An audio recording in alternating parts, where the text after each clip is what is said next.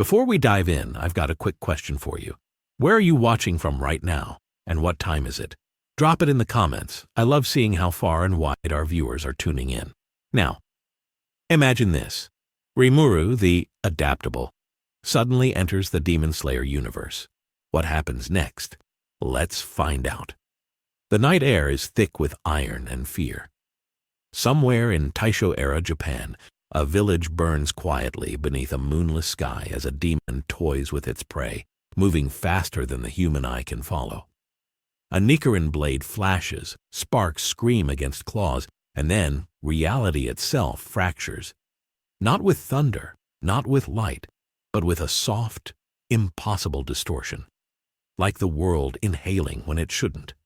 From that distortion, something drops into existence and lands with a wet, harmless thud on blood-soaked soil. A small blue slime. Rimuru Tempest opens his awareness, and in a single instant, this fragile-looking world lays itself bare before him. He doesn't panic. He never does. Information floods in. This land is ruled by mortality, by fragile bodies pushed beyond their limits through discipline and breath alone. No magic circles, no skills carved into the soul. Just humans forcing their lungs, muscles, and will to burn hotter than nature ever intended. Great Sage begins its silent work, dissecting breathing styles, identifying how oxygen flow, muscle control, and intent synchronize to create superhuman motion. Fascinating, inefficient, but beautiful. Rimuru senses the demon next, its regeneration, its warped cells, its hunger stitched together by an external command far deeper than instinct. This is not true evolution. This is a curse pretending to be progress. The demon lunges, mistaking Rimuru for prey or perhaps for nothing at all. It doesn't even understand what it's attacking. The clash is instant and humiliating. Rimuru doesn't strike out of anger. He simply intercepts, his body rippling as the attack dissolves into absorbed motion. To the Demon Slayer watching nearby, blade trembling, lungs screaming, what happens next is incomprehensible. The demon freezes, its arm half gone, its regeneration stuttering as if confused. Rimuru stands between hunter and monster, not radiating killing intent, not exuding malice, but something far more unsettling, absolute calm. He looks around at the burning homes, the wounded human behind him, the demon shrieking in rage and pain. This world isn't built on power, it's built on suffering. Humans here don't grow stronger to rule. They grow stronger just to survive one more night. Rimuru realizes something then, something that shifts his expression ever so slightly. If he stays in this world, balance will shatter. Because for the first time since arriving in this demon-infested era, the night has encountered something that cannot be hunted. The Demon Slayer staggers back, eyes wide, breath caught somewhere between fear and disbelief. He has faced death countless times, yet nothing in his training prepared him for this. An entity that stops a demon not with a blade, but with presence alone. Rimuru senses the human's shaking stance and instinctively adjusts, softening his aura, careful not to crush a fragile will that has already been stretched thin. In this world, courage is not optional. It is the price of waking up alive. And this boy has already paid far too much. The demon thrashes, its body trying to obey regeneration that no longer fully listens. Rimuru's analysis deepens. Sunlight is lethal here, but not because of divinity, because of cellular incompatibility. Nichiren steel works for the same reason. It imitates a property demons were never meant to endure. Muzan's influence pulses beneath it all, a controlling signal woven into every demon's cell like a command etched into flesh. Rimuru recognizes it instantly, a master-slave structure, crude, effective, tragic. He has seen this kind of domination before, and he has destroyed it every time. With a gentle motion, Rimuru restrains the demon completely. No struggle, no escape. To the Demon Slayer, this is wrong. Demons are meant to be killed, not captured. Mercy is a luxury their world cannot afford. And yet, standing before him is a being who treats a demon not as an enemy, but as a flawed creation awaiting correction. Rimuru doesn't justify himself. He simply observes. This world doesn't need speeches. It needs answers. He turns his attention back to the surroundings, the scorched earth, the distant screams fading into silence, the smell of blood that never truly leaves this era. Rimuru understands now why this world feels heavy. There is no room for monsters who protect. No nation of evolved beings standing between humans and extinction. Only a hidden core, sacrificing children in the dark, praying that blades and breath will be enough. It isn't. It never was. In the distance, powerful presences stir. Trained, disciplined, angry. Hashira. Rimuru senses them before they arrive, their breathing patterns sharp and lethal. Their intent honed to a single purpose. Kill the demon. Eliminate the unknown. Protect humanity at any cost. Rimuru remains still, the captured demon suspended helplessly beside him. This will be their first encounter, not with a demon, but with something far more dangerous to their world's logic. As the wind shifts and footsteps approach, Rimuru makes a quiet decision. He will not leave this world as he found it. Because if demons here are born from despair, then perhaps evolution, true evolution, can end this nightmare at its source. The first Hashira arrives like a blade cutting through the night. The pressure of his presence snaps through the clearing, sharp enough that even the trees seem to recoil. His breathing is controlled, perfected through years of loss, every movement screaming readiness to kill. Behind him, others follow, distinct rhythms, distinct killing intents, all converging on the same conclusion. Demon, threat, eliminate. Their eyes lock onto the restrained creature first, then drift to Rimuru. And that's where hesitation is born. Rimuru feels it the moment their instincts fail them. He does not smell like a demon. He does not feel human either. His existence sits in an impossible gap their world has no name for. Some of them tighten their grips, others widen their stances. One wrong move, and the night will explode into violence. Rimuru raises no barrier, draws no weapon. He simply allows them to see him. His form reflects the firelight softly, almost innocently, an unsettling contrast to the battlefield surrounding them. The demon suddenly screams, its body convulsing as Muzan's curse reacts violently to Rimuru's interference. Veins blacken, cells rupture and rebuild in panic. The Hashira instantly shift, interpreting the reaction as a prelude to escape. A command is shouted. A blade flashes forward and stops. Not because it's blocked, but because the air itself refuses to let the strike complete its path. Rimuru hasn't hardened space or frozen time. He has simply asserted priority. The attack halts a finger's width from the demon's neck, trembling, powerless. Shock ripples through the demon slayers. This isn't strength they understand. This isn't speed. This is authority. Rimuru finally speaks, his tone calm, almost curious. He asks a single question. Why killing is the only answer they allow themselves. The silence that follows is heavier than any shout. For them, the answer is obvious. Demons took their families, their futures, their names. You don't reason with nightmares. You erase them. Rimuru listens without interruption. He feels the weight of generations pressing down on these warriors, shaping them into weapons before they ever had the chance to be people. Great Sage completes another layer of analysis. The demon's memories surface, fragments of a human life, a fear of death twisted into obedience. Rimuru sees it clearly now. This world didn't choose monsters. Monsters were manufactured from desperation. Muzan didn't create demons to evolve life. He created them to escape death, dragging humanity into his shadow in the process. Rimuru releases the halted blade and allows the demon's screams to fade into silence under his control. He looks at the Hashira, meeting their gazes one by one. He doesn't promise salvation. He doesn't condemn their methods. He simply states a truth that unsettles them to their core.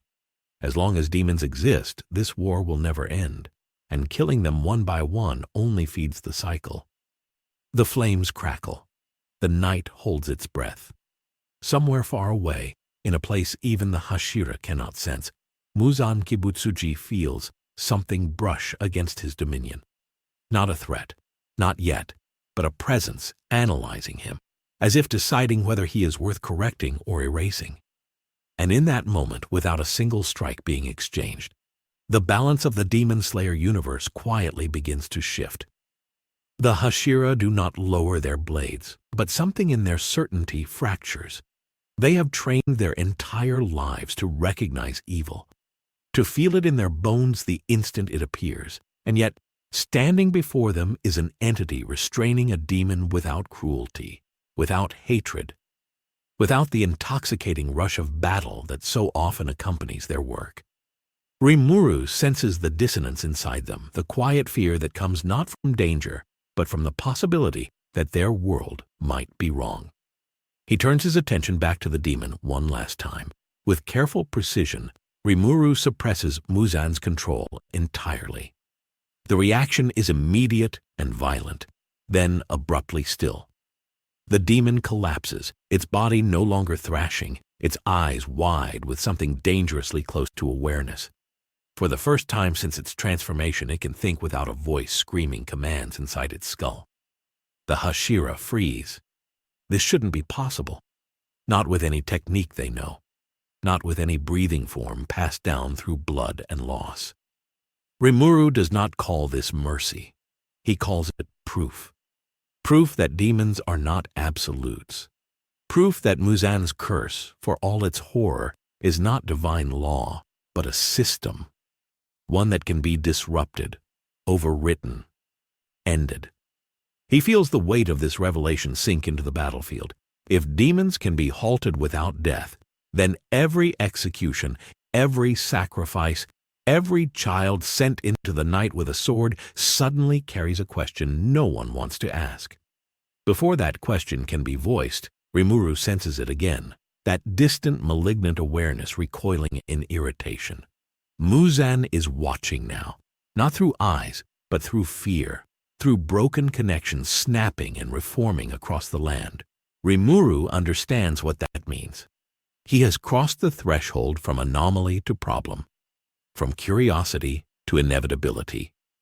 The Hashira demand answers, voices tight with suspicion and restrained fury. Rimuru gives them only what they are ready to hear. He tells them he is not their enemy. He tells them he has no interest in ruling their world. What he does not say is far more important, that if left unchanged, this era will drown in blood until nothing remains but stories of heroes and piles of bones. Rimuru has seen worlds like that before. They never save themselves. As dawn approaches, Rimuru releases the demon into a sealed stasis, untouched by sunlight yet stripped of Muzan's reach. A living contradiction, a question given form. He steps back, allowing the demon slayers to breathe, to think, to exist outside of combat for the first time that night. This is not his war, but it has become his responsibility. High above, unseen and unacknowledged, fate adjusts. The arrival of a single slime has introduced something this world has never faced. A being who does not kill to end monsters, but evolves worlds so monsters are no longer needed. And as the first rays of morning creep over the horizon, one truth becomes impossible to ignore. The Demon Slayer universe will never return to the way it was before Rimuru Tempest arrived. Morning doesn't bring peace. It brings scrutiny. Rimuru is escorted through winding forest paths toward the hidden heart of the Demon Slayer core, every step shadowed by warriors who do not trust what they cannot kill. Their breathing remains steady, disciplined, but their eyes never leave him. To them, this isn't diplomacy. It's containment. Rimuru notices everything, the subtle way hands hover near sword hilts, the precise spacing between escorts, the silent signals passed through breath alone. This organization has survived by assuming the worst, In their world, that instinct keeps you alive. At the estate, silence reigns. It's not emptiness. It's reverence, built from centuries of grief. Kagaya Ubuyashiki's presence is felt before it's seen, a calm gravity that settles the air without force. When Rimuru finally stands before him, the contrast is striking. A frail human body housing a will strong enough to bind an entire era together. Rimuru bows, not out of submission, but respect. Leaders recognize leaders, regardless of form. Kagaya speaks gently, asking not what Rimuru is, but why he is here. The question carries weight. Rimuru answers honestly. He didn't choose this world, but now that he's here, he won't ignore it. The Hashira reacts instantly. Some bristle, others scoff. Words like interference and unknown threat cut through the calm. Sanemi's hostility is sharp, barely restrained. Obanai's suspicion coils like a blade waiting to strike. They demand proof. Rimuru offers none. Instead, he allows them to test him. What follows isn't a fight, it's a demonstration of futility. Blades strike with lethal precision, breathing forms unleashed without hesitation. None of it lands. Rimuru doesn't dodge to humiliate them. He absorbs, redirects, nullifies, always careful not to injure. To Hashira, this is infuriating. To Kagaya, it's illuminating. This being isn't asserting dominance. He's showing restraint. When the test ends, the courtyard feels different. Not safer. Unfamiliar. Rimuru heals the damage left behind. Cracked stone, torn ground, then turns to the wounded slayers watching from the edges. With a simple gesture, injuries that would take months to recover vanish. Gasps ripple through the ranks. In a world where scars are medals and pain is proof of duty, instant healing feels almost sacrilegious. Kagaya closes his eyes, understanding the implication before anyone else does. Rimuru isn't just powerful, he's disruptive. His existence challenges the very foundation of the core, that suffering is unavoidable, that victory demands sacrifice. As the meeting ends, no alliance is formed, no trust earned. But something far more dangerous has begun. For the first time in generations, the Demon Slayer Corps must confront a question they've never had the luxury to ask. What if the war against demons doesn't have to be endless? The tension in the courtyard does not ease. Each Hashira shifts subtly, muscles coiled like springs ready to launch, their minds racing to comprehend what they have just witnessed. Some, like Giyu, remain silent, analyzing Rimuru with the calm precision of a seasoned warrior. Others, like Sanemi, cannot hide the tremor in his fists or the tight line of his jaw. Even in a world where death is constant, power this incomprehensible twists their instincts. They want to attack. They want to flee. They want answers, and the fact that Rimuru refuses to give simple ones unnerves them all the more. Rimuru studies them in turn, his form unthreatening, almost playful in its fluidity. He senses the fractures in their beliefs. The unshakable rules they live by are suddenly being questioned by existence itself. In his world, power exists to protect, to adapt, to grow. In theirs, power is a chain, a ritual, a tool bound by fear and blood. The contrast is almost painful to observe, and yet Rimuru does not judge. He simply notes, files, and calculates the most effective way to integrate himself without breaking the fragile balance outright, at least not yet. Then the dialogue begins. Not polite conversation, but probing. Pointed questions from the strongest and most cautious among them. They ask about his nature, his abilities, his intentions. Rimuru answers in a measured tone, revealing only what must be known. He explains that he is not here to dominate, to conquer, or to teach humanity how to live, only to understand the rules of this world and determine if it can survive without unnecessary suffering. Every word is carefully chosen, revealing far more than it seems. The Hashira listen, some in disbelief, some in reluctant curiosity, each struggling to reconcile what they see with everything they have been taught. The discussion reaches a critical moment when Rimuru demonstrates a small yet significant feat. He reshapes the environment, repairing a broken water fountain and purifying the stagnant air around the East State. To the Demon Slayers, this is nothing short of miraculous. In a culture where every miracle comes with a price, where strength is earned through death and pain, Rimuru's effortless manipulation of the world itself challenges the very structure of their beliefs. They begin to realize, perhaps silently, perhaps reluctantly, that he is not merely powerful. He is something entirely outside their understanding. Yet not all are convinced. Sanemi steps forward, anger radiating from every pore, and accuses Rimuru of being an agent of chaos, a being whose presence will unravel the delicate order the core has maintained for centuries. Obanai's hissed agreement emphasizes the danger of underestimating what they cannot control. Even Giyu, silent as always, cannot entirely hide the tension that coils in his chest. Rimuru, unfazed, tilts his head, observing their fear, curiosity, and pride as if cataloging each trait in a living encyclopedia.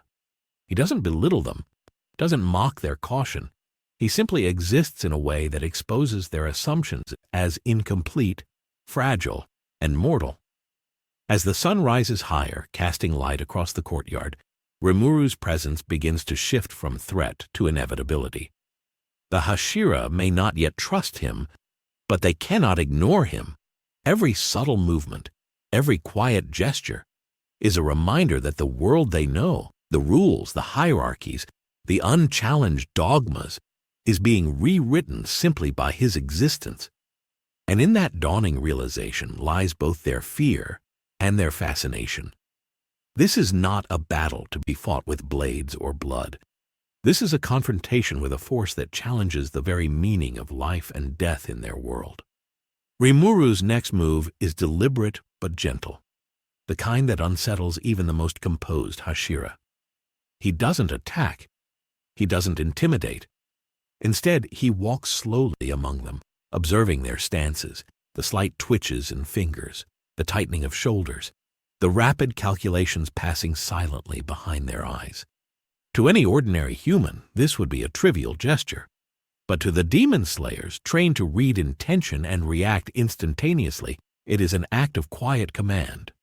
Without raising a hand or changing his tone, Rimuru demonstrates that he does not need to fight to dominate the situation. His very presence shifts the balance of power. Then he kneels beside a small group of exhausted trainees, the ones who are barely more than children in size and skill. The Hashira tense at first, their instincts screaming that intervention is dangerous. But Rimuru doesn't harm them. Instead, he heals injuries that would have required weeks to recover.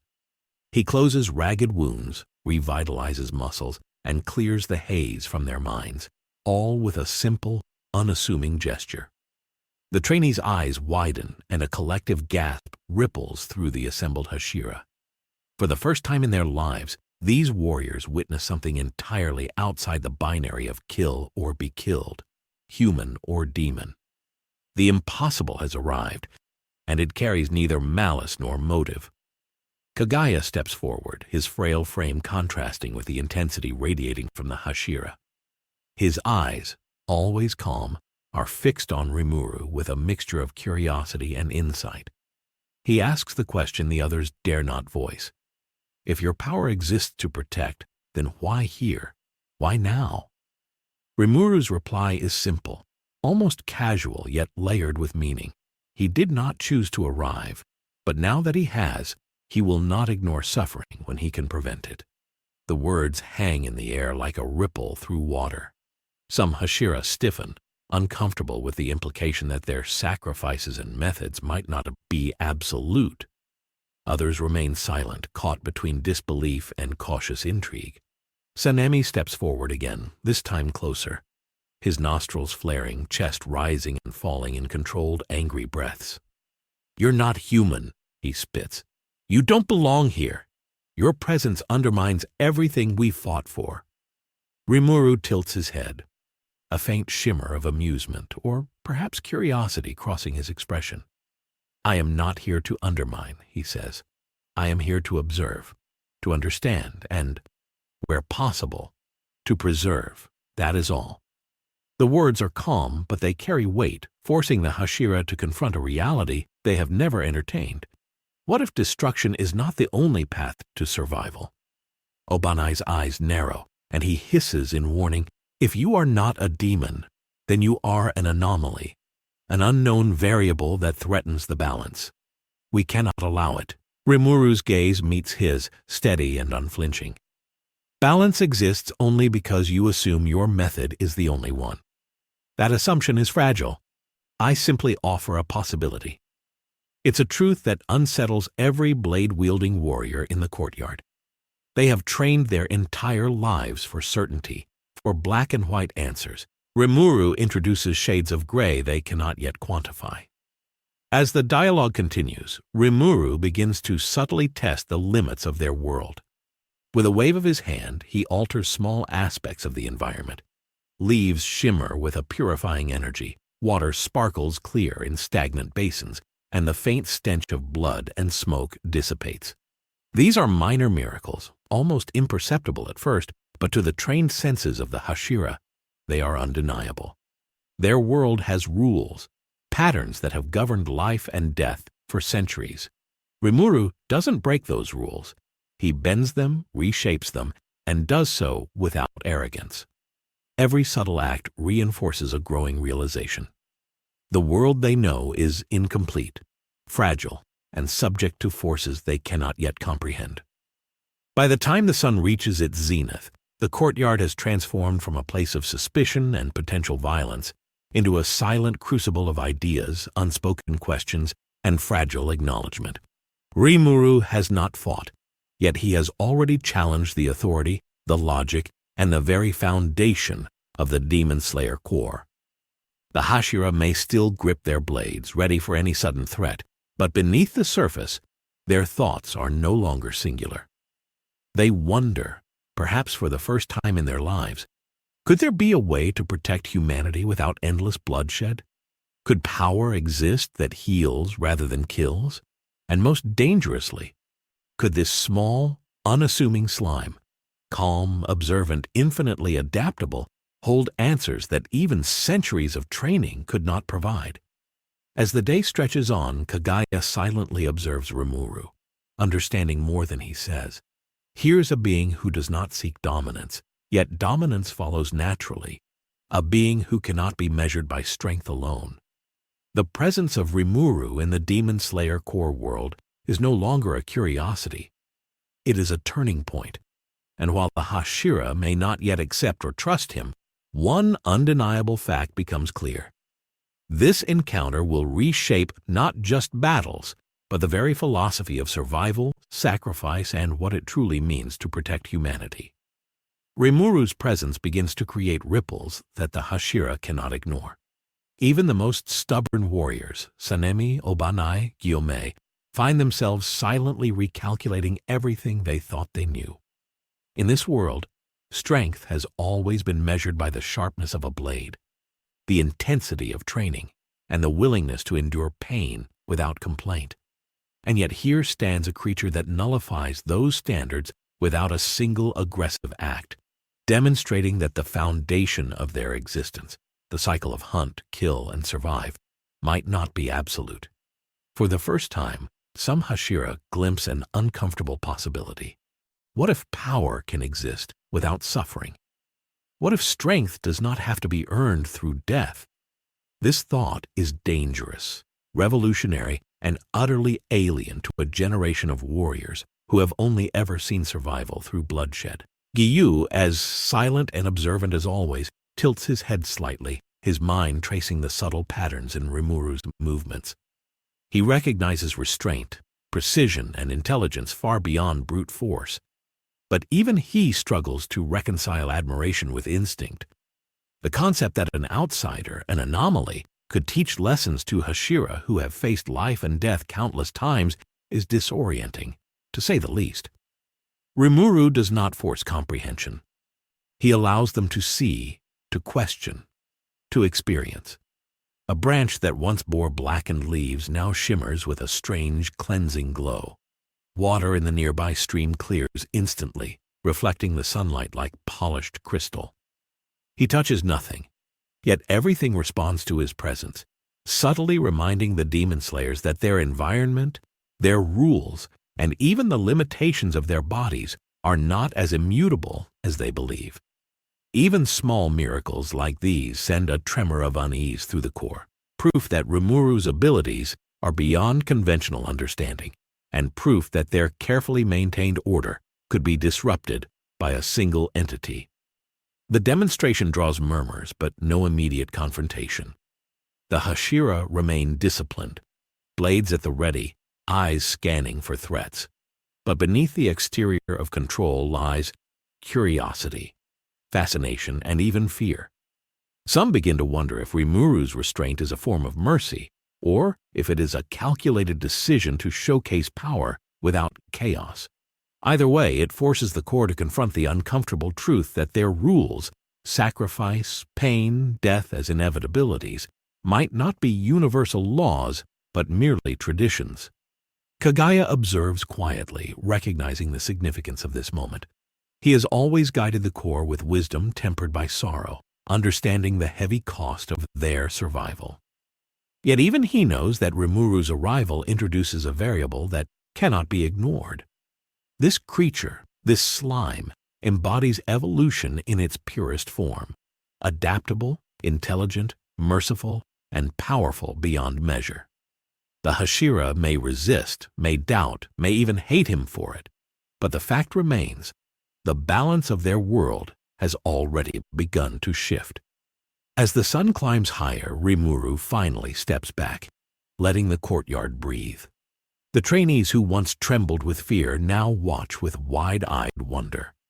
The Hashira, though still cautious, begin to process the reality of what they have witnessed, and Kagaya, ever perceptive, leans forward slightly, acknowledging the unspoken truth.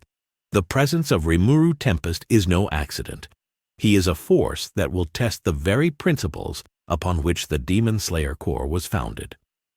In that silent, tense moment, the rules of the Demon Slayer universe begin to bend. Life and death are no longer absolute. Strength and power are no longer measured solely by human limits.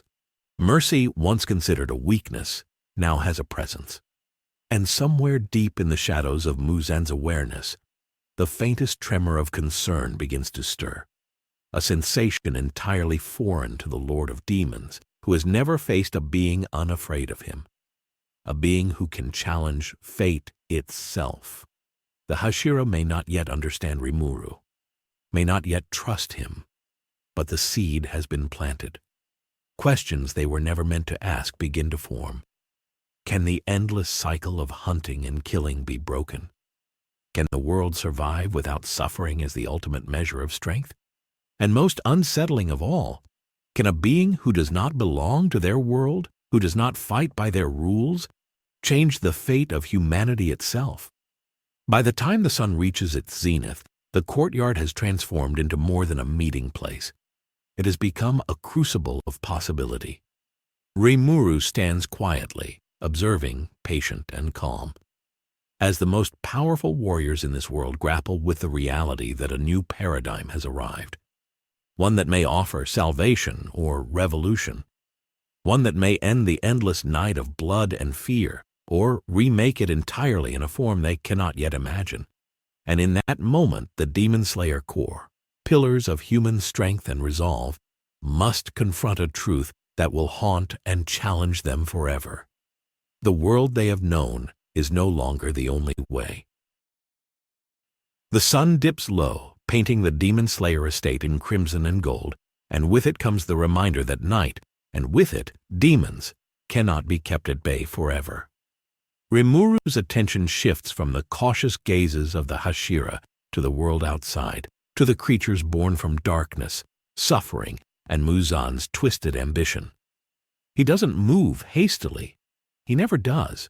Instead, he observes, allowing patterns, weaknesses, and habits to reveal themselves. Each demon carries a signature of its transformation, a whisper of its lost humanity masked by hunger and rage. To Rimuru, this is not evil incarnate. It's tragedy made flesh, a calculus problem written in blood. His first encounter is not with a monster of legend, but with a demon still fresh, barely a week past its human life. It hides in the forest, quivering, its claws retracting instinctively at the slightest sound of his presence. Rimuru approaches carefully, extending an aura of reassurance. Most humans, even seasoned demon slayers, would recoil at the stench and the unnatural, twisted shape of what was once human. Rimuru sees the trembling hands, the wide, fearful eyes beneath the mask of the demon. He doesn't strike. He doesn't assert dominance. Instead, he communicates through sheer presence.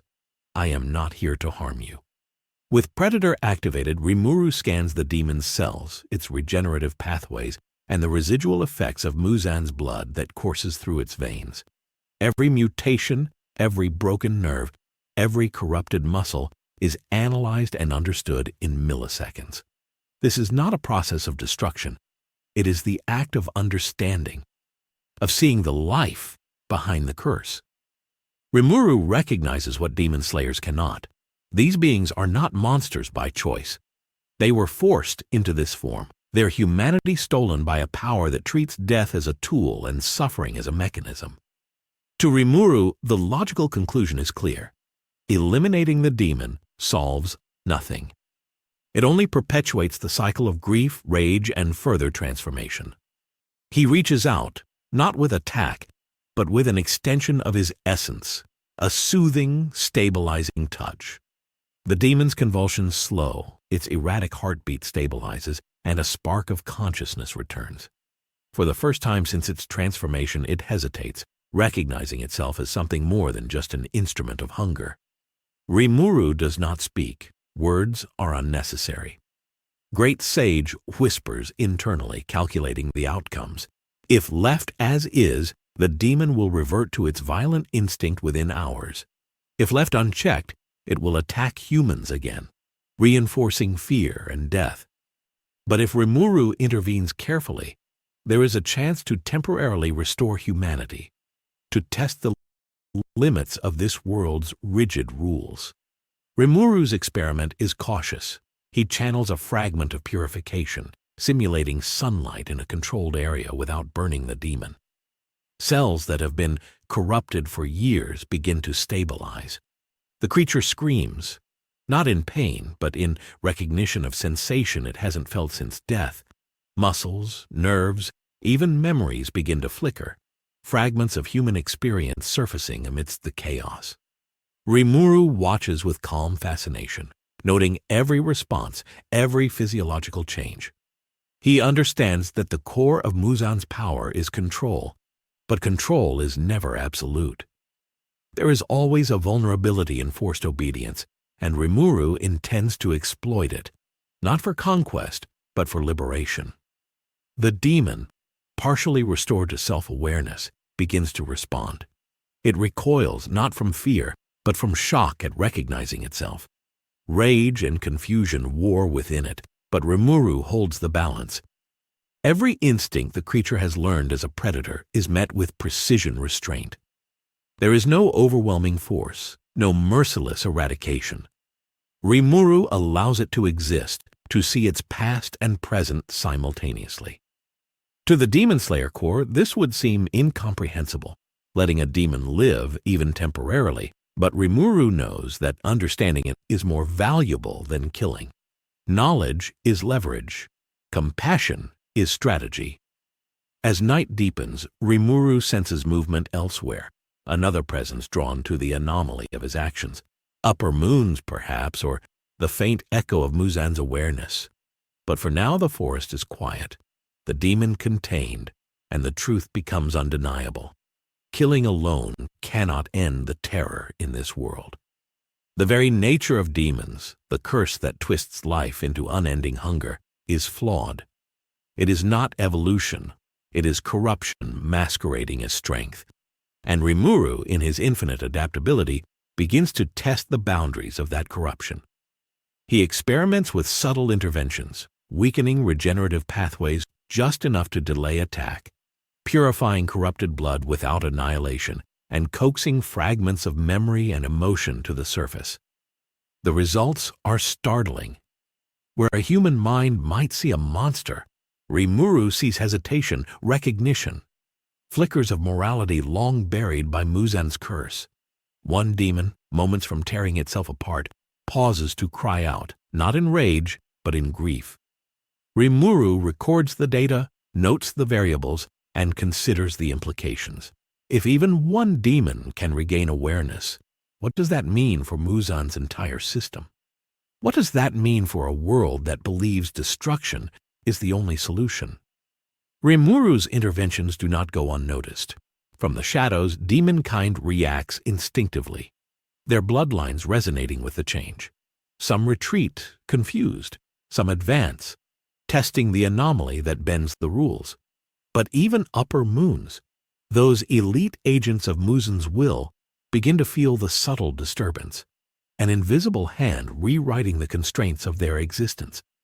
Rimuru is no mere passerby. He is an experiment, a force of evolution itself, and even the most powerful demons sense that he could rewrite the rules entirely. And in this moment, the first fragile threads of revolution take shape. The Demon Slayer Corps, if they could see it, would witness a paradigm shift unfold, a single slime challenging the very foundation of what it means to be a demon, a predator, and a human in a world where suffering has long been the measure of worth. The implications are monumental, and Rimuru, ever patient, ever calculating, is only just beginning. Rimuru continues his careful study as night deepens, the forest alive with subtle whispers of movement. He does not hunt. He does not strike. Instead, he walks among the shadows, allowing the demons themselves to reveal the flaws in their design. Some of them approach, drawn by curiosity, by instinct, or by the faint, irresistible aura of something more powerful than Muzan himself. Each one reacts differently. Some attack, some flee, some simply watch, unsure of what they are sensing. To Rimuru, each reaction is data, patterns forming, probabilities calculating, weaknesses emerging. He is both observer and architect, shaping outcomes without imposing destruction. One upper moon, sensing the anomaly, steps forward from the darkness. Its aura is suffocating, its presence a living proof of Muzan's absolute control. Yet even here, Rimuru does not flinch. The demon lunges, a blur of claw, fang, and bloodlust. Rimuru moves, not with haste, but with inevitability. He intercepts the attack, not to kill, but to redirect. The clash is unlike anything the Demon Slayer Corps has witnessed, a struggle of instinct versus adaptability, of centuries of learned aggression meeting the fluid intelligence of a being who cannot be predicted. The upper moon realizes instantly that this is no ordinary fight. Rimuru doesn't just counter attacks, he rewrites their intent. Predator activates, and Rimuru absorbs not just energy, but understanding. The upper moon's blood demon art, usually flawless and terrifying, is analyzed and internalized within moments. Rimuru's body adapts, his form shifting with precision, a perfect balance of offense and defense. The upper moon recoils, not just at the skill, but at the awareness, the realization that its abilities are now under scrutiny, their limitations cataloged and understood. Rimuru does not gloat. He does not strike lethally. He experiments, learning the boundaries of this world's most elite monsters, pushing them to reveal truths they would never share with human observers. Then, with calculated precision, Rimuru extends a hand, not to harm, but to touch the upper moon. The creature hesitates, sensing a force that does not fit the universe it has always dominated. Muscles tighten, regeneration stalls, and for the first time, the upper moon experiences doubt, a foreign and terrifying sensation. Rimuru's influence is subtle but profound. He begins to show the possibility of choice, of hesitation, even of mercy. This is not a weakness. It is evolution. And the upper moon, for the first time in its existence, sees the boundaries of its own power and the fragility of the system Muzan built to enslave it. Back in the forest, lesser demons react to the subtle shift in energy. They stop, hesitate, flickers of awareness surfacing in their minds. Some cry out in confusion, others recoil instinctively. Rimuru records every reaction, noting which traits are mutable, which are irrevocably bound by curse, and which can be coaxed back toward humanity. One by one, he begins small experiments, delaying attacks, purifying corrupted tissue, restoring fleeting moments of memory. Each success is brief but monumental, demonstrating that Muzan's creation, for all its power, is not absolute. Rimuru's actions send shockwaves through the very structure of demonkind. Creatures long dominated by fear and control begin to sense that there is another way to exist, another path besides destruction. Even the upper moon, the pinnacle of Muzan's engineering, feels the subtle erosion of certainty. Here is a predator who does not kill indiscriminately, who does not dominate with malice, who manipulates without cruelty. The realization is terrifying.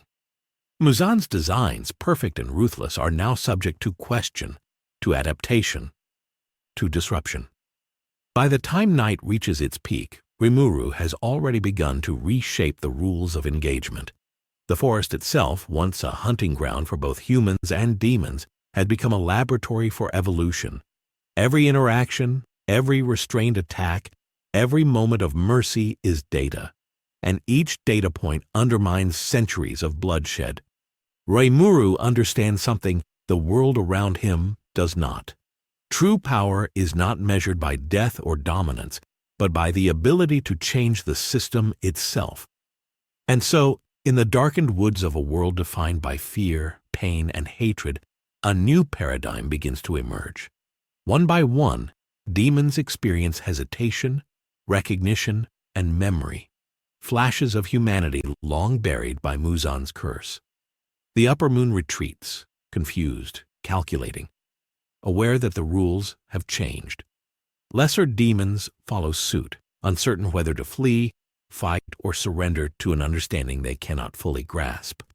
Rimuru, calm and observant, allows the chaos to unfold, knowing that in each hesitant heartbeat, in each flicker of consciousness, he is rewriting the very nature of what it means to be a demon in this world.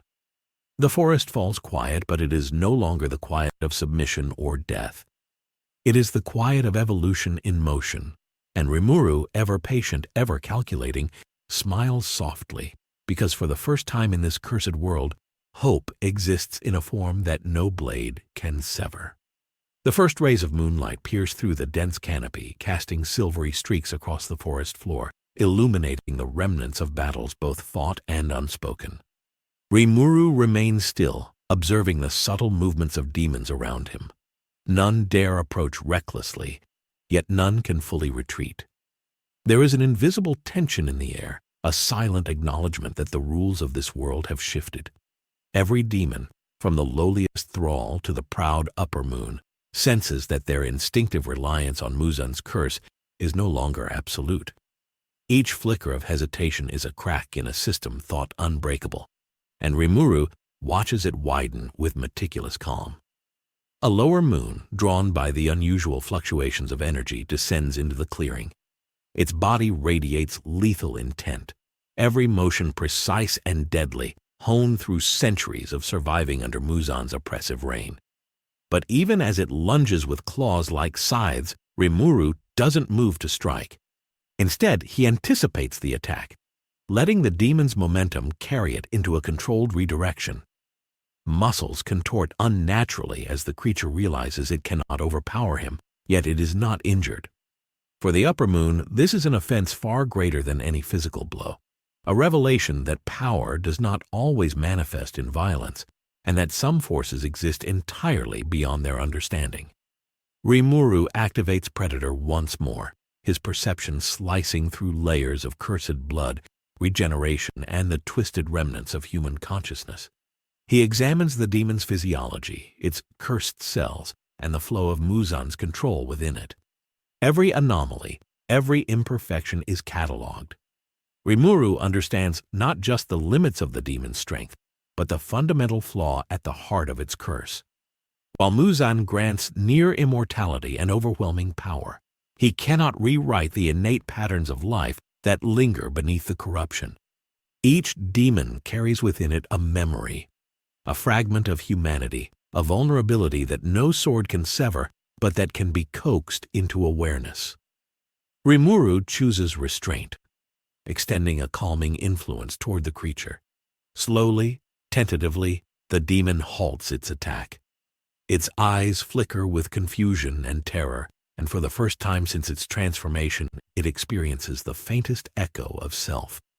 Memories long buried bubble to the surface: family, fear, laughter, fleeting joys lost to darkness. The sensation is disorienting, overwhelming, and terrifying. The demon wails, not in hunger, but in grief, as the contradiction of its existence presses against its corrupted form. Rimuru watches, noting every reaction, every heartbeat, every subtle shift in behavior. This is not destruction. This is understanding in its purest, most transformative form. From the shadows, others begin to take notice. Lesser demons hesitate in their movements, sensing the anomaly of a predator who does not feed on fear or kill indiscriminately. Upper moons, normally impervious to hesitation, begin to feel the unease ripple through their ranks. Muzan's perfect hierarchy, the unchallenged order of blood and terror, is subtly, irreversibly disrupted. Rimuru does not pursue them. He does not chase. He merely exists, a presence that forces choice, awareness, and reflection upon creatures who have long been denied such luxuries. Each moment of hesitation, each flicker of awareness, becomes a foothold in a revolution that no sword or breathing form could achieve. Rimuru begins experimenting more boldly, introducing controlled variables into the environment. He manipulates light, simulating the effects of sunlight without causing harm, subtly weakening the regenerative pathways that make demons seemingly invincible. He touches blood and corrupted cells with a purifying energy, stabilizing tissues long thought irredeemable. In response, demons falter, their instincts clashing with the sudden reemergence of cognition and emotion.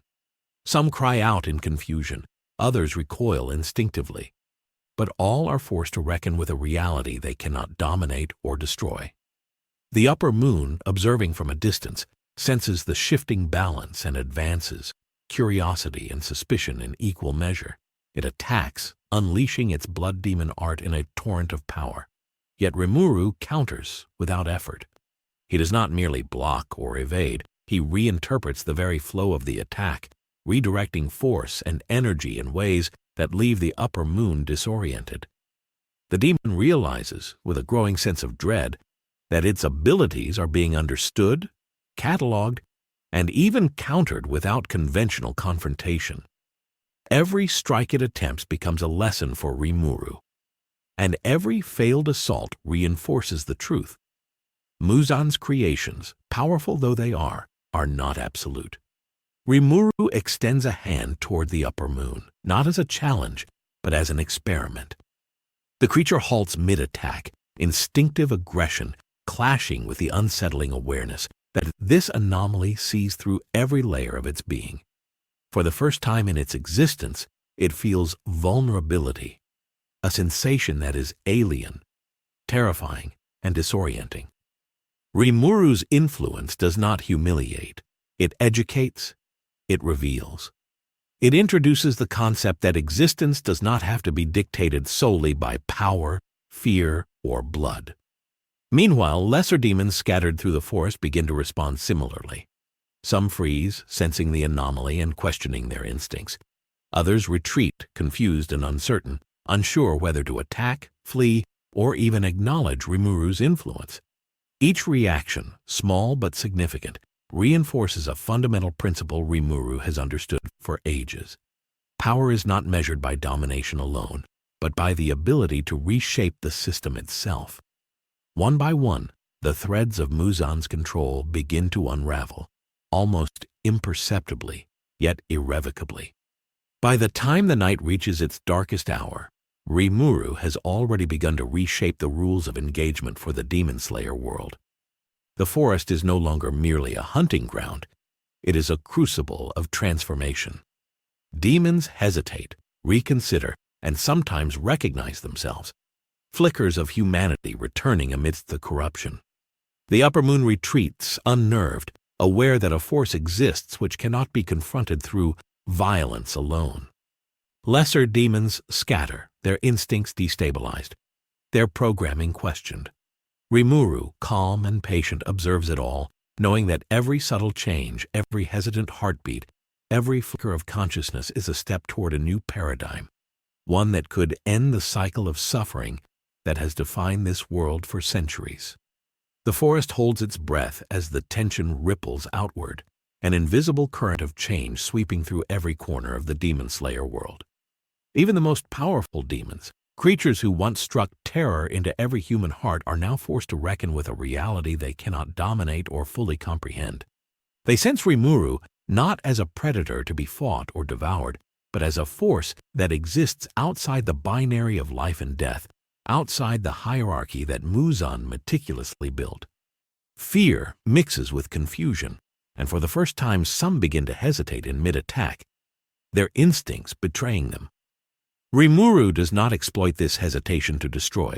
He simply observes, noting every reaction, every flicker of sentience, every fragment of memory that surfaces in the corrupted minds of these creatures. One demon, cornered and trembling, begins to speak. Not in guttural roars or snarls, but in words, faint and broken echoes of its former human self. Rimuru listens, silently cataloging the patterns that allow these fragments of humanity to persist despite Muzan's curse. Great Sage whispers analyses internally, cross-referencing centuries of data on cursed beings and identifying vulnerabilities that no blade has ever detected. Rimuru's understanding grows exponentially with every interaction, each demon offering a new insight into the fundamental mechanics of life twisted by evil. The upper moon watches from the shadows, his senses on high alert. He is accustomed to being unrivaled, to having dominion over both demons and humans alike, but here, before Rimuru, that certainty falters.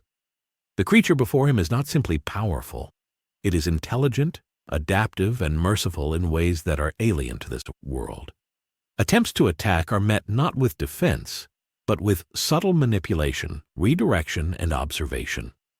Every strike, every display of blood demon art is cataloged, analyzed, and ultimately neutralized without harm. For the first time, the upper moon experiences doubt. The awareness that Muzan's system, which he has relied upon for centuries, has cracks he cannot predict or control, is disorienting and frightening. Meanwhile, lesser demons react instinctively to the subtle shift in energy. They pause mid-hunt, recoil from instinctive attacks, and occasionally collapse in confusion as Rimuru's presence disrupts the primal patterns embedded in their cursed bodies.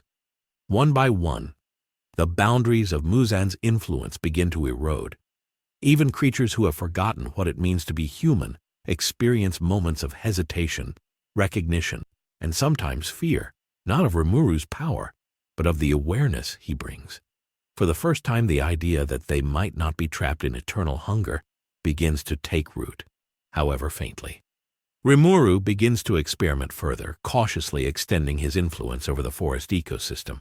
He manipulates the environment subtly, purifying stagnant water, restoring corrupted plant life, and creating zones of light that simulate sunlight's purifying effects without harming the demons.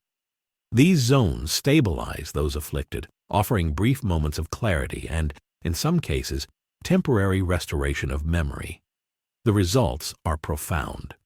Creatures that were once mindless engines of destruction experience flashes of emotion, memory, and hesitation. Even the upper moon notes the impossibility of what is occurring. The rules that have governed demon kind for centuries are bending before a single entity's will. The deeper Rimuru delves, the more he discovers about the flawed nature of Muzan's creations. The curse that grants near immortality is fundamentally unstable. It relies on coercion, not evolution. It imposes control, not growth.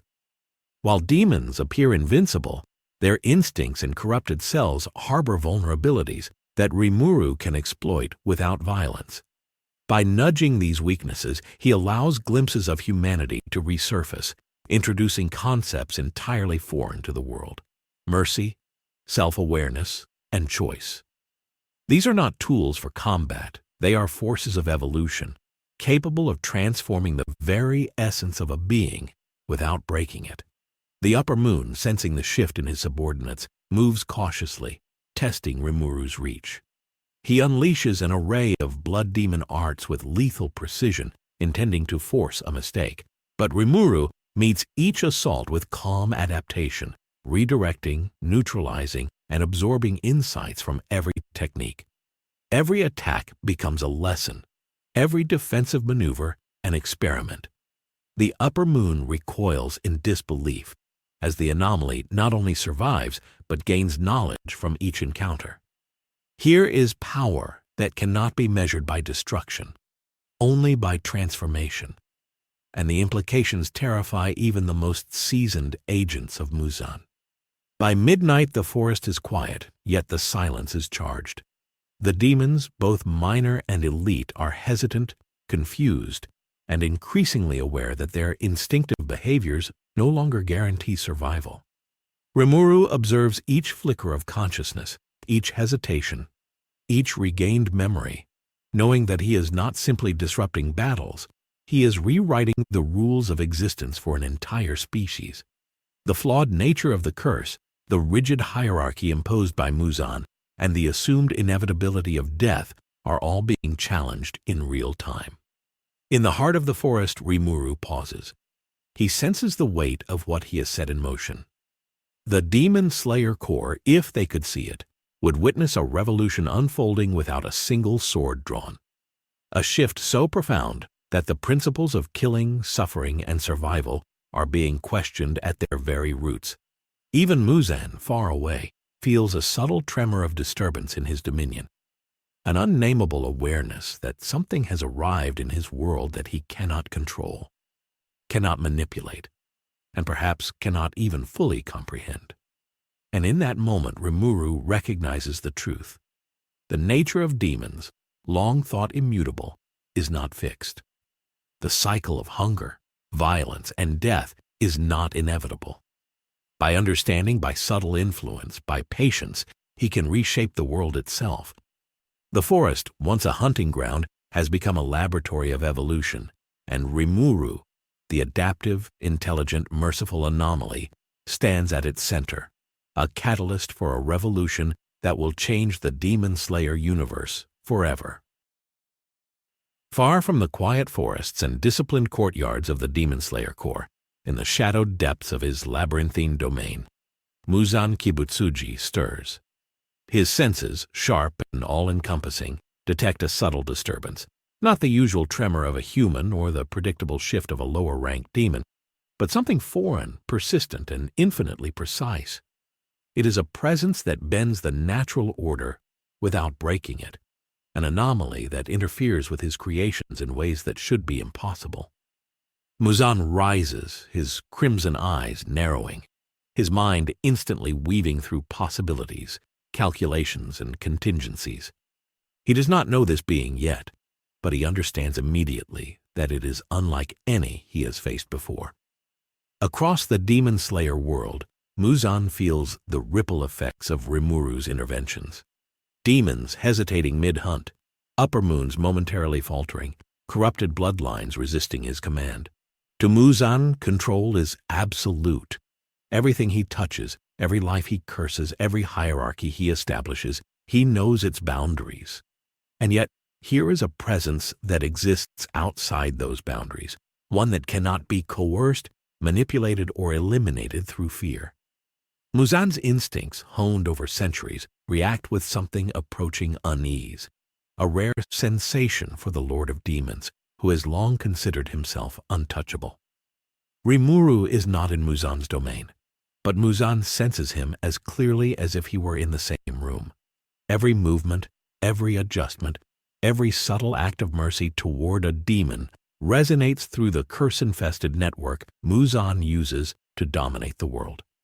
This ripple of disruption, initially small, grows with every passing hour. Muzan tilts his head, his expression cold but calculating, and a faint smirk brushes his lips, not one of amusement, but of curiosity. An unknown variable, he murmurs, his voice low and dangerous, a force that defies my designs. Interesting. Muzan's attention sharpens. He begins to trace the anomaly through every demon in the region, observing their hesitation, their flickers of self-awareness, and their temporary restoration of memories long buried. Each instance is a breach in his control, a question mark he cannot immediately answer. Muzan does not panic. He cannot. Panic is a luxury for mortals, but he feels an unfamiliar pressure, a subtle threat that is not based on strength alone, but on knowledge, adaptation, and the ability to manipulate reality without harming it. Muzan has faced countless threats over his existence, yet none have approached the precision and calm authority of Rimuru. Rimuru's work in the forest, the healing, the restraint, the restoration of awareness, is a signal that cannot be ignored. Muzan leans forward, his pale skin almost blending into the darkness, and studies every fluctuation in the energies of his creations. So, he whispers, the little slime thinks it can rewrite my world. There is no laughter, no arrogance, only the cold, sharp edge of a predator who has never been challenged and is now sensing that this anomaly may not only survive, but undermine the very foundation of his dominion. Muzan begins his calculations, mentally tracing every possible outcome. He considers sending one of his upper moons to investigate, to eliminate the source of this disturbance, but he hesitates. The anomaly is unlike anything his minions have ever faced. The rules they rely upon are nullified in its presence. Sending a demon to fight Rimuru could backfire catastrophically, revealing weaknesses or accelerating changes in the very creatures he seeks to control. Muzan recognizes the anomaly as a problem that cannot be treated with brute force alone. It requires attention, strategy, and observation. In the distance, Rimuru continues his work, unaware of the crimson gaze now tracking him across miles of cursed lands. He heals corrupted demons, stabilizes mutated cells, and gently nudges the faint remnants of humanity in creatures who have long forgotten themselves. Each act amplifies the tremor Muzan feels in his network of control, and each success forces the Lord of Demons to reconsider what he knows about power, obedience, and the absolute authority he has wielded for centuries. Muzan leans back, his expression unreadable. His mind races through possibilities. Confront the anomaly directly, study it through intermediaries, or manipulate its environment to understand its nature. But something about Rimuru is different. It is not just strength, nor even intelligence. It is adaptability, patience, and restraint. Muzan has faced foes who wielded raw power, who challenged him with cunning or overwhelming force. Rimuru is neither. He is something entirely alien, a variable that cannot be measured by standard methods, a force capable of reshaping reality itself while leaving the world ostensibly untouched. For the first time in centuries, Muzan feels a flicker of unease that is not easily dismissed. He is aware of the anomaly's ability to evolve in real time, to study his creations, to understand and counter instincts, techniques, and the biological mechanisms that he has perfected over decades. Rimuru is not just observing the world, he is learning, adapting, and subtly influencing the balance of power. Muzan, who has long considered himself the unchallenged apex of creation, realizes that this anomaly may not simply oppose him, it may surpass him in ways that are currently unimaginable. Every pulse of Rimuru's presence echoes through Muzan's consciousness, a demon hesitating mid-attack, an upper moon faltering, a cursed being regaining fragments of memory. These small, almost imperceptible changes accumulate, forming a pattern that cannot be ignored. Muzan's lips curl, not in fear but in a cold, calculated recognition of inevitability. This anomaly is not just powerful, it is transformative. The Lord of Demons senses that Rimuru is challenging not just his creations, but the very principles upon which his rule has been established for centuries. Muzan rises fully, his presence radiating authority and menace. For the first time, he acknowledges the possibility that Rimuru is more than a mere obstacle. He is a catalyst. Every thought, every plan, every strategy he has relied upon is now under scrutiny, vulnerable to disruption by a being whose motives, abilities, and intentions remain largely unknowable. "So," he murmurs again, voice like ice, "the little slime thinks it can change everything. We shall see." The stage is set. Rimuru continues in the forest, unaware of the crimson predator now focusing its attention across the land. Muzan Kibutsuji, a being who has shaped the Demon Slayer universe through fear, control, and death, has finally noticed the anomaly. And in this recognition lies a new tension, a subtle but unstoppable escalation. The clash between an unchallenged Lord of Demons and a single infinitely adaptable slime whose presence threatens to rewrite the very nature of this world. Muzan does not move immediately. Instead, he studies the patterns of disruption, tracing Rimuru's influence through every corner of his dominion. Each hesitation among his minions, each flicker of consciousness restored, resonates like a pulse he cannot ignore. Even upper moons, creatures who have never questioned his authority, show subtle signs of unease.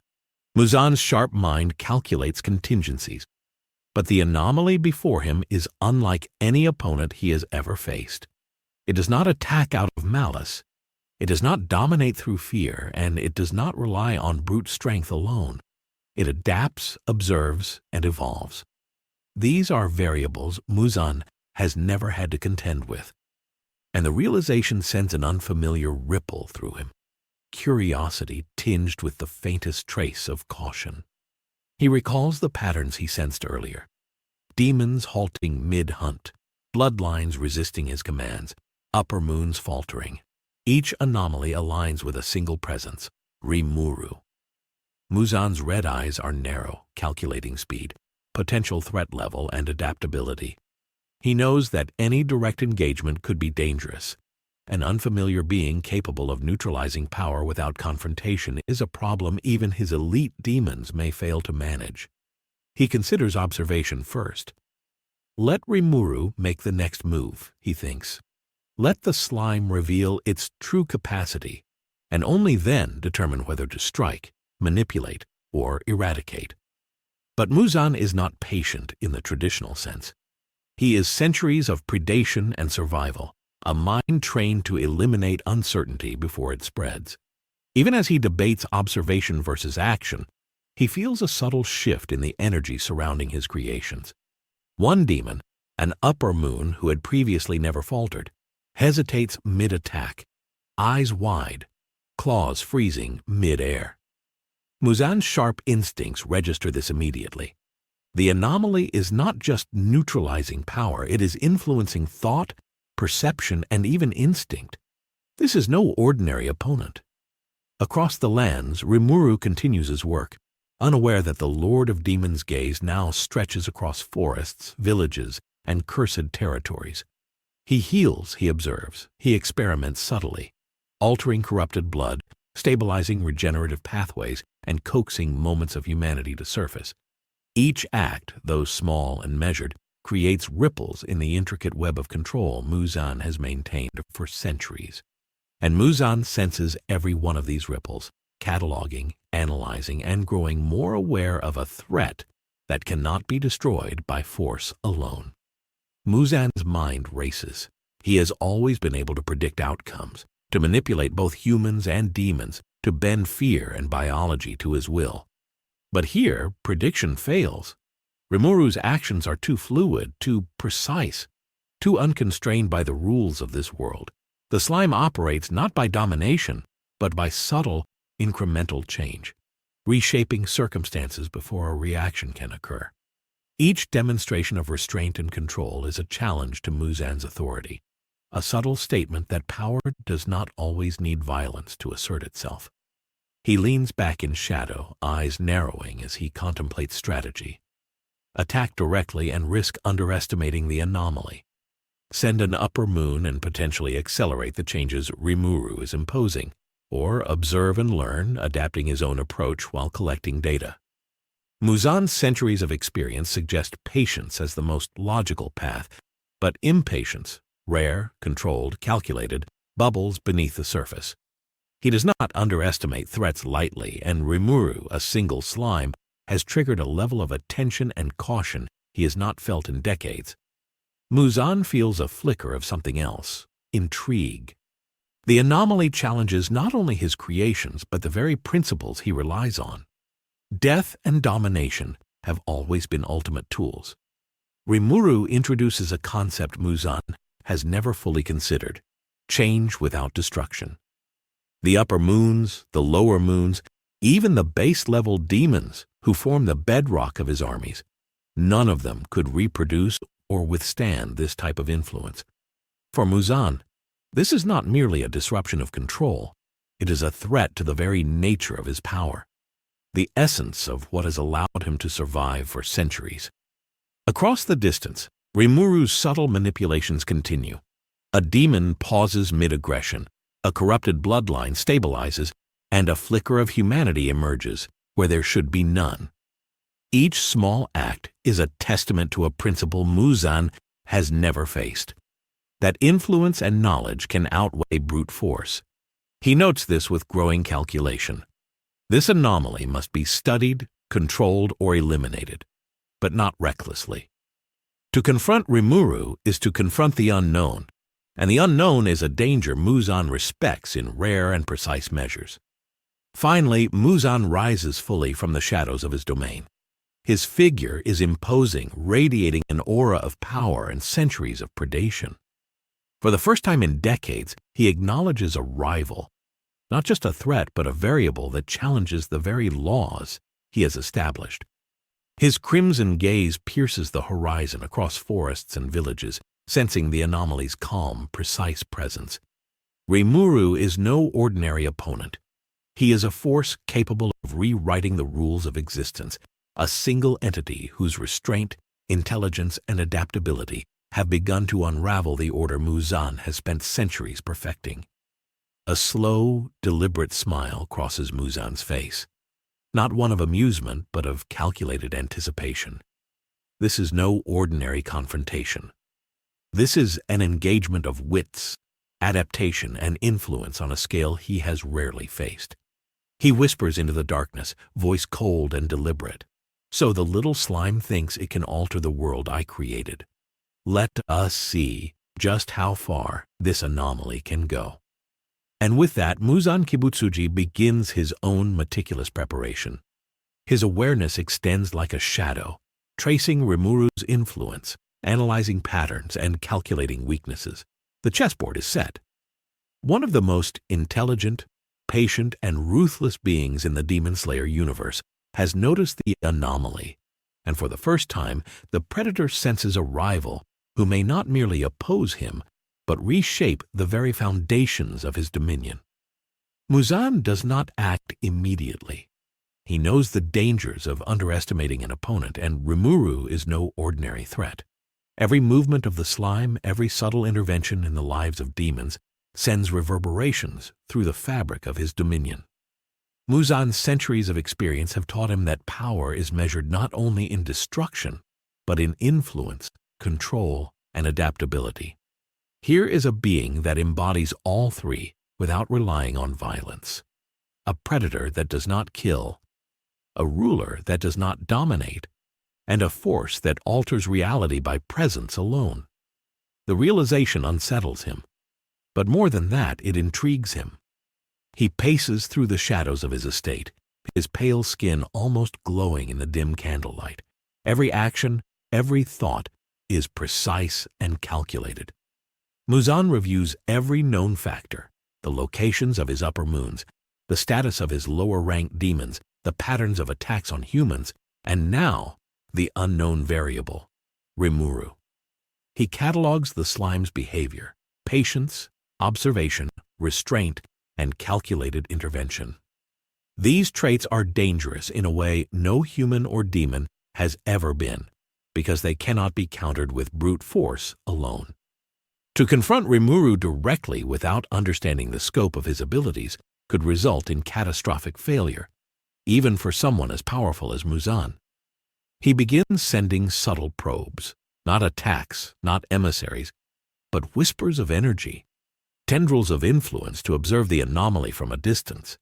Muzan's senses, sharpened over centuries of survival and predation, detect how Rimuru responds to changes in the environment, to interference in the forest, and to disturbances among the demons. Each subtle observation allows him to refine his understanding, to anticipate potential outcomes, and to consider the most efficient path to either manipulation or eradication. Yet with every test, Muzan senses a limitation, not in Rimuru's power, which is vast, but in the predictability of his reactions. Every calculation Rimuru makes is precise yet flexible, adaptive yet restrained, a constant challenge to Muzan's perception of inevitability. The upper moons, summoned to test the anomaly, return with reports that unsettle even Muzan's confidence. They describe a being that neutralizes attacks without direct confrontation, that heals or stabilizes demons without killing, and that adapts instantly to blood demon arts in ways that seem impossible. Each description is accompanied by hesitation, awe, or even fear, emotions Muzan rarely encounters among his elite creations. The anomaly is not merely a threat, it is a revelation, a living paradox that undermines centuries of control and challenges the very concept of absolute power. Muzan's mind races, considering every variable. He knows brute force alone will not suffice. Rimuru cannot be overwhelmed because he does not act predictably. He adapts, learns, and counters without hesitation or malice. Muzan realizes that to defeat or control this being, he must operate on a level beyond instinct and raw strength. Strategy, manipulation, and observation will be required, perhaps more than he has ever invested in any opponent. The notion excites him, awakening a part of his mind long dormant, where curiosity and challenge blend with the cold calculation of survival. Meanwhile, Rimuru continues his work in the forest, unaware of the crimson gaze tracking him across miles of cursed land.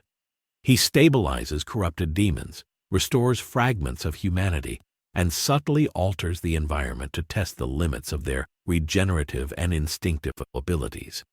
Every act, though gentle and measured, sends ripples through the hierarchy Muzan has carefully constructed. Upper moons falter, lower demons hesitate, and even the most corrupted bloodlines show signs of disruption. Rimuru does not need to fight to influence the world. His presence alone is rewriting the rules. Muzan observes all of this with detached fascination. He notes how Rimuru's interventions challenge the very principles of domination and fear that underpin his control. To the Lord of Demons, this is both infuriating and compelling, a puzzle that defies simple solution. He realizes that direct engagement could be premature, even dangerous. Instead, he decides to refine his approach, to learn more about this anomaly before making any decisive move. Every hesitation he observes, every fragment of restored memory in a demon, and every flicker of awareness becomes a data point, feeding Muzan's relentless intelligence and shaping his next move. The anomaly's restraint is what intrigues him most. Rimuru does not act out of malice, greed, or ambition. His interventions are precise, measured, and intentional, designed to observe and influence rather than to dominate. Muzan senses that this is the key to Rimuru's power: control without violence, adaptation without aggression. It is a form of superiority that no demon, no human, and no combination of the two has ever achieved. The Lord of Demons, who has long defined power through fear, death, and obedience, finds himself facing a paradigm that cannot be fought with swords or blood demon arts alone. By the late hours of the night, Muzan leans back in shadow, his crimson eyes narrowing as he contemplates his next move. He has finally recognized the anomaly not as a minor disturbance, not as a fleeting challenge, but as a force capable of reshaping the very foundation of his empire. Every instinct in his immortal body, honed through centuries of evasion and conquest, tells him that Rimuru is not simply a threat to be destroyed, but a variable that must be understood, studied, and ultimately controlled or eliminated with precision. Muzan's mind is a storm of strategy and calculation. He considers observation, manipulation, and eventual confrontation. He weighs the risks of direct action against the unknown capacities of Rimuru, knowing that any mistake could accelerate the anomaly's influence, destabilizing his creations in ways he cannot predict. And yet, despite the danger, there is a thrill in the challenge, a rare excitement Muzan has not felt in centuries. For the first time, he senses a rival who may not only oppose him, but redefine the very laws of the Demon Slayer world. Finally, Muzan whispers into the shadows, a voice cold and deliberate. "So, the little slime believes it can rewrite the world I built. Very well. Let us see if it can survive my attention." The declaration is quiet, almost a promise, but it carries the weight of centuries of authority, power, and lethal intent. The stage is set. Rimuru's quiet revolution has reached the awareness of the world's most feared and intelligent predator, and the clash between adaptability and dominion, between evolution and tyranny, is only beginning. Muzan sits in silence for a moment, letting the weight of the situation settle into the recesses of his mind. Even for him, a being who has shaped the world through terror and control for centuries, the anomaly of Rimuru is something unprecedented. Every system he has relied upon, obedience, fear, brutality, the rigid hierarchy of upper and lower moons, is being challenged not by sheer force, but by subtle influence, intelligence, and adaptability. It is an affront to everything he has built, and yet it sparks a rare sense of exhilaration, the thrill of confronting an opponent that cannot simply be overpowered. He begins planning meticulously. Muzan knows that Rimuru's strength is not in raw combat alone, but in observation, adaptation, and manipulation of both environment and biology.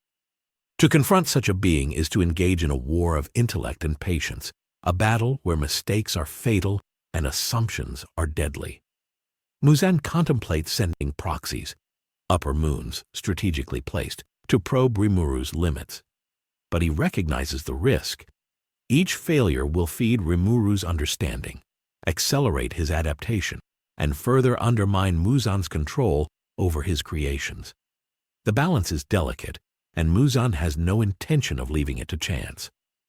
Instead, Muzan resolves to approach the situation as he would a complex experiment, using his centuries of experience to manipulate variables without revealing himself. He extends subtle threads of influence, testing Rimuru's reactions indirectly through the behavior of demons in the forest. Each hesitation, each flash of recognition, each regained fragment of humanity is noted, analyzed, and incorporated into Muzan's mental model of the anomaly. Even without direct confrontation, Muzan begins to feel the anomaly's impact reverberate through his dominion, a disruption so profound that he cannot ignore it. At the same time, Muzan reflects on the anomaly's methods. Rimuru is not destroyed. He does not dominate. He heals, observes, manipulates subtly, and adapts continuously. This is power that does not rely on fear or aggression, but on understanding and precision. Muzan, who has always relied on absolute control enforced through terror and strength, finds himself facing a concept that undermines his very philosophy. That influence can be exercised without violence, and that dominance can be achieved through understanding rather than destruction. The implications are as dangerous as they are fascinating. Muzan's gaze narrows as he considers the anomaly's potential. If Rimuru continues to intervene in the lives of demons, to stabilize corrupted bloodlines, to restore fragments of humanity, the rigid structures Muzan has enforced for centuries will begin to crumble. The upper moons may falter under the anomaly's subtle influence. Lower demons may hesitate mid-hunt, and even human patterns of fear and survival could shift. The Lord of Demons, whose power has been absolute, begins to see cracks in the foundation he has meticulously maintained. He senses a future where his creations might no longer obey instinctively, where his influence is questioned not by rebellion, but by evolution itself. Muzan rises from the shadows, his figure imposing, radiating centuries of calculated menace. He does not move toward Rimuru, for he has no need to reveal his presence prematurely. Instead, he lets his awareness extend like a shadow across the land, tracking the slime's interventions, observing every subtle act of restraint, every flicker of consciousness in corrupted demons. Rimuru's calm, precise, and patient methods create disturbances that Muzan feels in his very essence, a reminder that even he is not omnipotent, and that the anomaly is capable of rewriting the rules of this world without striking a single blow. A slow, deliberate smile spreads across Muzan's face, cold and predatory. He whispers to himself, his voice like ice through the darkness. So the little slime thinks it can reshape my world. We shall see if it can survive what I have prepared. There is no arrogance in the words, no underestimation, only the recognition of a force that may challenge the very essence of his power. For the first time in centuries, Muzan feels the thrill of a true challenge, not one measured in strength alone, but in intelligence, adaptability, and subtle mastery. Across the distance, Rimuru continues his quiet work in the forest, unaware of the crimson predator now focusing its attention directly on him. The demons around him hesitate, the corrupted pause, and the upper moons who witness the shifts begin to question instincts long considered absolute. Muzan's presence, though unseen, looms across the land, a threat that is not immediate but inevitable, a predator preparing to engage in a battle of intellect and adaptation that could determine the fate of the entire Demon Slayer universe. And so, the stage is set. Rimuru, the adaptive, intelligent, and merciful anomaly, continues to reshape the nature of demons without violence, unknowingly drawing the attention of the most powerful and cunning being in existence. Muzan Kibutsuji, the Lord of Demons, has noticed. And in this quiet, tense moment, the seeds of a confrontation that could redefine the balance of this world are planted. A war is coming, not just of strength, but of wit, strategy, and evolution, and neither side will be able to afford mistakes. The calm before the storm stretches across forests, villages, and shadows alike, as two forces, one of tyranny, one of adaptation, prepare for an inevitable clash. Before we dive into the next layer of this unfolding saga, let me ask you something. Have you ever stopped to wonder what it truly means to wield power in a world built on suffering? Drop your thoughts in the comments. I love seeing how you all interpret these what-if scenarios. Now let's bring our attention back to Rimuru. He has already made a ripple across the Demon Slayer universe, subtly altering the lives of demons, coaxing fragments of humanity back into beings long lost to darkness, and drawing the attention of Muzan Kibutsuji himself. But there is a truth Rimuru begins to realize as he walks through this tragic world. He is a god among mortals and monsters alike. Not a god of creation, not a god of omnipotence, but a god in the sense that his power, insight, and adaptability far exceed anything this universe has ever known. The first realization strikes in the quiet aftermath of his encounters with corrupted demons. For centuries, this world has known suffering as a constant, a relentless cycle dictated by Muzan's tyranny, the limitations of humanity, and the insatiable hunger of the cursed. Every human life is brief and precious, every demon a tragedy of choice denied. Rimuru moves through this world with a detached calm, observing the patterns of violence and grief, the way humans fear the night, the way demons cling to instinct, and the way Muzan's influence distorts even nature itself. To Rimuru, this is not just chaos. It is an opportunity. Where others see despair, he sees systems to understand, variables to manipulate, and outcomes to influence. He is not cruel, but his godlike presence cannot help but reshape the world wherever he moves. He watches a young demon slayer practicing water-breathing forms in a clearing near a village. The boy is skilled, precise, and full of determination. Yet he trembles under the pressure of mortality and the knowledge of inevitable death. Rimuru observes silently, noting how the boy's limitations are both physical and emotional. In another part of the forest, a demon writhes, its corrupted bloodline faltering, its humanity flickering like a candle in the wind. With a thought, Rimuru stabilizes the creature, allowing a moment of clarity. The demon looks at him with confusion, fear, and, most surprisingly, gratitude. These small interventions, though subtle, accumulate into a monumental shift. A world designed around tragedy is slowly bending to the influence of a being who is neither bound by fear nor constrained by mortality. Rimuru's godlike presence is most evident when he begins to confront the inherent contradictions of this universe. Humans fight bravely, yet they are fragile. Demons are cursed, yet capable of fragments of empathy. Muzan is omnipotent in perception but blind to subtle evolution.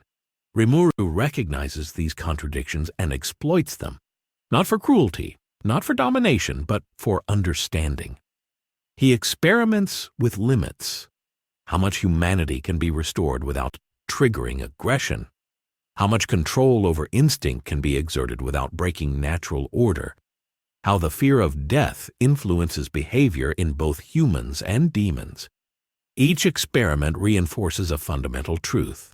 Rimuru's power does not lie in brute strength alone, but in perception, adaptability, and restraint. He is a god, not because he destroys, but because he can influence, understand, and reshape realities that no mortal or demon could hope to navigate. This godlike influence extends to the very fabric of life in the Demon Slayer universe. Forests, once hunting grounds and battlegrounds, begin to change under his subtle manipulation. Corrupted streams are purified without sunlight, cursed plants stabilize, and even the night seems to bend to his presence. Creatures that should be consumed by instinct hesitate, observing their surroundings as if sensing a higher order at work. The upper moons, while still dangerous, find their authority subtly questioned as subordinates hesitate or falter mid-command. Muzan, observing from afar, feels the ripple of this influence, recognizing that Rimuru is more than a threat. He is a variable that can overwrite centuries of control without a single strike. Yet with godlike power comes a tragic awareness. Rimuru sees clearly the consequences of the world's suffering. He witnesses human lives cut short, villages burned, demons tormented by instincts they cannot escape, and Muzan's shadow looming over it all. Unlike those around him, he can perceive not just the events themselves, but their cascading effects. The generational trauma, the perpetuation of violence, and the cycles of grief and revenge. Every choice he makes carries weight because his interventions are capable of altering the course of life and death itself. Being a god in a tragic world is not about exalting oneself. It is about bearing the knowledge of infinite outcomes, understanding consequences, and choosing which paths to influence. Rimuru begins to experiment with larger-scale interventions. He does not strike at Muzan directly, but he observes and subtly influences the environment, redirecting demons away from villages, stabilizing ecosystems, and creating zones where humans and demons alike can coexist momentarily without destruction. Each act is a lesson in the exercise of power with restraint, a demonstration that godlike abilities need not be wielded with cruelty. Yet even as he acts, he senses the weight of inevitability. The world is tragic by design, and even a god cannot erase all suffering. Death, loss, and violence still exist, but under Rimuru's influence, they can be mitigated, softened, and understood in ways that are foreign to this universe. In moments of quiet reflection, Rimuru contemplates his position in this world. Humans fear death, demons are cursed to hunger, and Muzan's shadow dominates all. He is neither human nor demon, neither mortal nor bound by instinct. His presence is a balancing force, a godlike anomaly that can alter probabilities, influence behavior, and reshape reality without ever resorting to destruction. And yet he understands that godlike power is not absolute control. It is the capacity to observe, understand, and intervene judiciously, to navigate tragedy with intelligence and empathy rather than force. The forest around him is alive with subtle change. A demon pauses mid-hunt. A human falters mid-attack. An upper moon senses hesitation in their subordinates. Muzan watches from afar, aware of the shift, calculating his next move, realizing that Rimuru is not simply adapting, he is evolving the world itself. Rimuru walks through this tragic universe, a quiet god in a place defined by grief, loss, and relentless hunger. His influence grows not through domination, but through understanding, restraint, and subtle manipulation. Every action he takes resonates across the Demon Slayer world. He is a god, yes, but a god who bears the burden of tragedy, who understands the limits of intervention, and who recognizes that even immense power cannot erase all suffering. Rimuru's journey in this universe is not just about survival or dominance. It is about redefining what it means to wield power in a world that has known only despair. In this moment, he is not simply a visitor.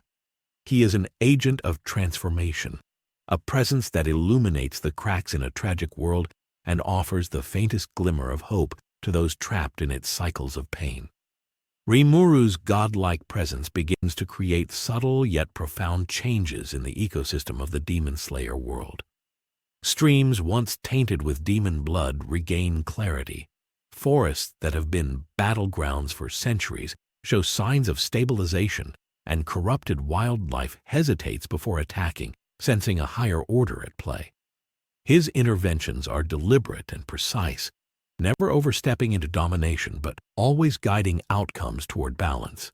Even demons that once fed purely on instinct begin to display hesitation, confusion, or flickers of memory, remnants of their lost humanity returning like fragile sparks. These moments are fleeting, but each one carries immense significance, proving that the world is not as immutable as Muzan has long believed. Rimuru's interactions with humans are equally telling. He observes villagers and demon slayers alike, noticing their fear, courage, and fragility. A young swordsman, trembling with anticipation before his first hunt, freezes mid-swing when Rimuru subtly manipulates the wind to redirect an incoming demon. The boy's awareness spikes, a fleeting realization that he is not alone, that forces beyond human comprehension are influencing the battle. Rimuru does not intervene further, letting the boy adapt, learn, and grow through experience. To Rimuru, this is far more valuable than saving lives directly. He understands that empowerment, knowledge, and choice are the truest forms of influence. Yet Rimuru's godlike understanding comes with an acute awareness of tragedy. He sees not only the immediate effects of his actions, but the cascading consequences of centuries of pain. Entire families have been lost to demon attacks, villages burned in Muzan's pursuit of domination, and countless lives warped by fear. He cannot erase these events, and he knows that no intervention, however precise, can prevent every loss. But he can influence outcomes, temper suffering, and create possibilities that were previously unthinkable. This awareness weighs heavily, even on a being as composed as Rimuru, because power without responsibility is meaningless, and responsibility, he realizes in a world of relentless tragedy, is eternal. The upper moons, still observing the shifts in their dominion, begin to notice inconsistencies that unsettle even the most confident among them. Commands falter, instinctive aggression hesitates, and the corrupted instincts Muzan engineered so carefully are disrupted by forces they cannot comprehend. Rimuru's subtle interventions, though not overtly violent, challenge the very principles that have allowed Muzan to maintain control for centuries. Even the strongest demons feel their authority questioned by something beyond comprehension, and a sense of uncertainty, foreign and terrifying, permeates their ranks. Muzan himself, still aware of Rimuru's influence, continues to calculate. He recognizes that Rimuru is not just powerful, but adaptive, intelligent, and capable of reshaping the foundations of this universe without revealing his full strength. The Lord of Demons is intrigued, frustrated, and cautious all at once, a combination rarely observed in his centuries of experience. He knows that direct confrontation is dangerous. Every failed proxy and failed observation increases Rimuru's understanding, and each subtle act of mercy or intervention reinforces the anomaly's control over the very systems Muzan has spent centuries perfecting. In the villages, in the forests, and across cursed lands, the effects of Rimuru's godlike presence become increasingly evident. Humans, though still fragile, begin to sense the subtle currents of protection and guidance, while demons, confused and conflicted, hesitate or reconsider their actions. The very nature of this world, designed around suffering and fear, begins to bend, not completely, not permanently, but enough to show that even the most tragic of systems can be influenced. Rimuru, in his quiet, deliberate way, is reshaping reality itself, proving that intelligence, restraint, and observation can rival the destructive force of pure power. Even as he manipulates the smallest variables, redirecting a demon's instinct, restoring a fragment of memory, stabilizing corrupted bloodlines, Rimuru is aware of a larger truth. He is a god in a world that has never known one, but unlike the tyrants and monsters that rule through fear and violence, his divinity lies in understanding, guidance, and calculated influence. He does not seek worship or obedience. He seeks balance, subtle transformation, and the mitigation of suffering wherever it exists. And in this, Rimuru's presence becomes a paradox, a god among mortals and monsters alike, yet one who acts not for glory, but for the quiet reshaping of a tragic world. The night deepens, and the forest is alive with these subtle changes. A demon pauses mid-attack, a villager gains confidence in the face of danger, and an upper moon notes the faltering instincts of subordinates. Muzan, watching from afar, senses the anomaly's influence stretching across the land, realizing that Rimuru's interventions are cumulative, subtle, and devastatingly effective. The Lord of Demons recognizes that this is not just a threat, it is a revolution in motion, unfolding without a single conventional battle. Rimuru, calm and deliberate, walks the line between observer and catalyst, god and student, reshaping a world that has known only tragedy with each quiet, deliberate step. Rimuru continues to move through the world, observing and influencing events in ways both subtle and profound. He does not act as a conqueror, nor does he demand recognition. His godlike power manifests not in force, but in precision, understanding, and adaptability. In a small village on the edge of a dense forest, a demon prowls, seeking prey, its instincts honed by centuries of hunger. Rimuru shifts the currents of the wind, nudges the creature's perception, and in that instant, the demon hesitates, its attack faltering. The villagers, sensing the momentary pause, seize the opportunity to escape, unaware that their survival is not due to strength or skill, but the quiet intervention of a being whose influence spans beyond comprehension. Rimuru's presence also begins to challenge the very nature of fear and instinct in demons. Creatures that were once driven solely by hunger and survival now experience moments of uncertainty. Lower demons freeze mid-attack, confused by sensations they cannot name. Upper moons, proud and confident, feel hesitation ripple through their ranks. Even their strategies, honed over decades of obedience to Muzan, falter under the weight of Rimuru's observation and subtle manipulation. The Lord of Demons, who has long relied on the predictability of his creations, senses this disruption and is forced to consider the anomaly not as a mere threat, but as an evolutionary force capable of altering the foundations of his dominion. Yet Rimuru is acutely aware of the limits imposed by this world. No matter how godlike his abilities may seem, he cannot undo every tragedy, prevent every death, or erase centuries of pain. He watches humans fall, villagers perish, and demons succumb to instincts they cannot escape. Each loss is a reminder that his power, while immense, is not omnipotent in the traditional sense. It is in these moments that Rimuru's true godlike quality emerges, not in the ability to eliminate suffering entirely, but in his capacity to understand, mitigate, and navigate it with patience and insight. Power in this universe is not measured by domination. It is measured by influence, by subtlety, and by the ability to reshape outcomes without violating the delicate balance of life and death. As Rimuru walks through forests scarred by battle, villages haunted by memory, and rivers tainted with blood, he contemplates the implications of his godlike presence. He sees the fragility of humanity, the tragedy inherent in mortality, and the corruption of demons enslaved to hunger and instinct. He notes the limitations of Muzan's control, recognizing that even the most meticulously enforced hierarchy can be disrupted by a force that understands the rules better than those who enforce them. Rimuru's interventions are quiet but transformative, a testament to the idea that true power is not measured by destruction, but by comprehension and influence. Rimuru's godlike influence also begins to reshape relationships within the demon ranks. Subordinates hesitate in their obedience, some questioning instinct, others reconsidering the commands they once followed without thought. Upper moons find their authority subtly undermined, their minions faltering mid-order. Even Muzan, distant yet acutely aware, cannot ignore the shifting currents.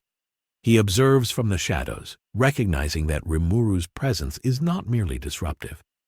It is transformative, a living challenge to the established order that cannot be met with force alone. The paradox of Rimuru's presence becomes increasingly clear. He is a god, yet he does not wield absolute control. He is more powerful than any demon, yet he acts with restraint and purpose.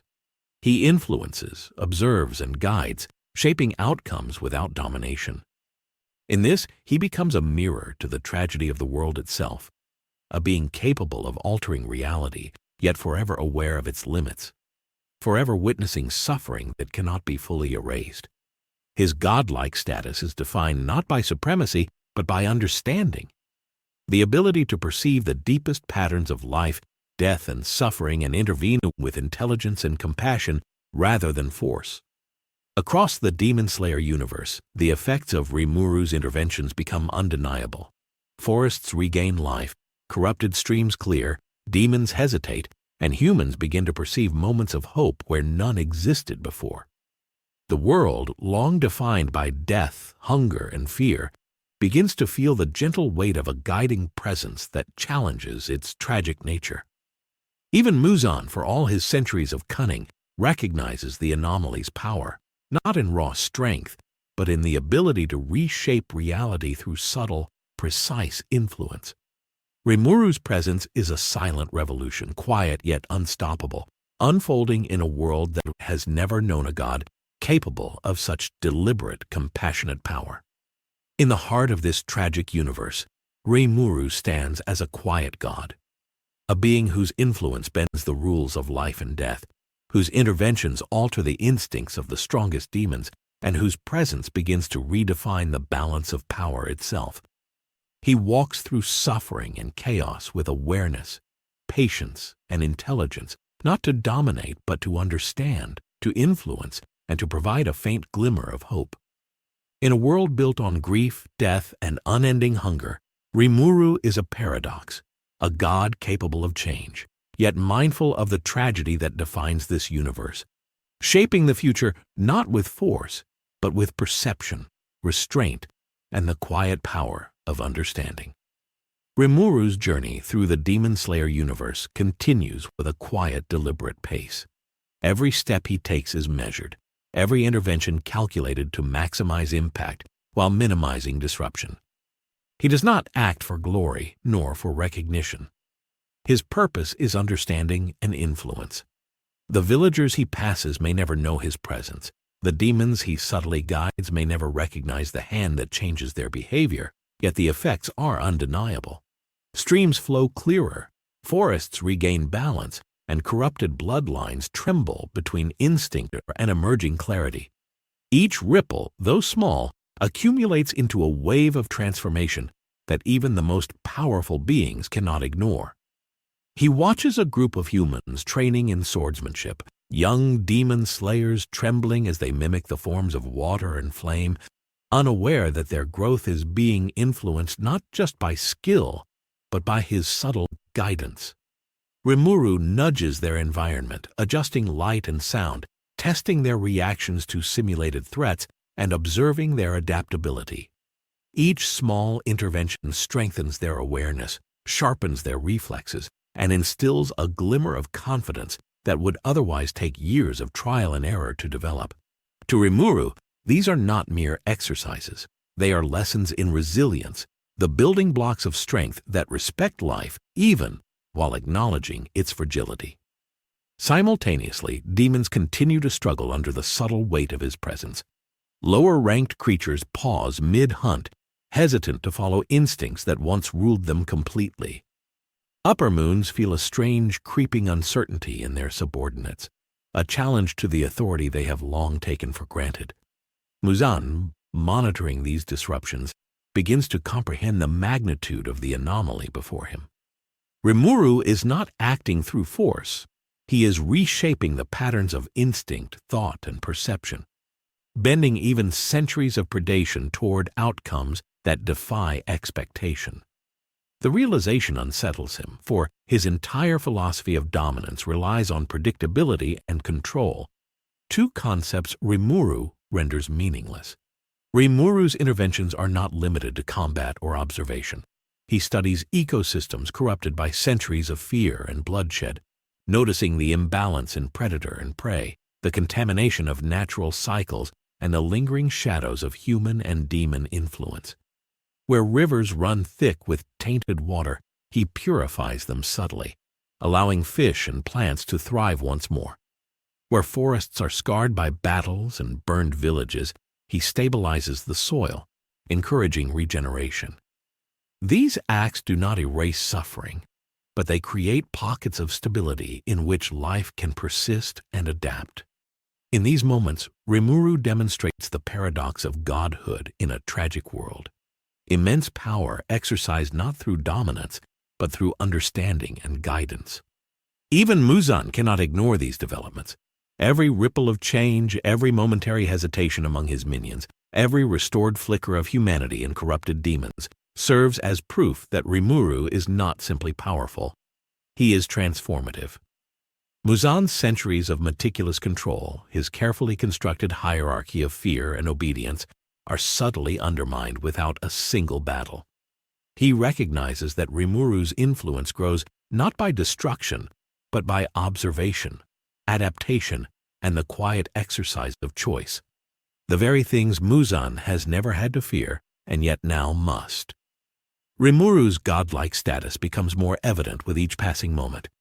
He can influence the behavior of humans, demons, and even the natural world around him. He understands the fragility of life, the inevitability of death, and the complexity of suffering. And yet he does not despair. He does not wield his power arbitrarily or seek to impose his will upon others.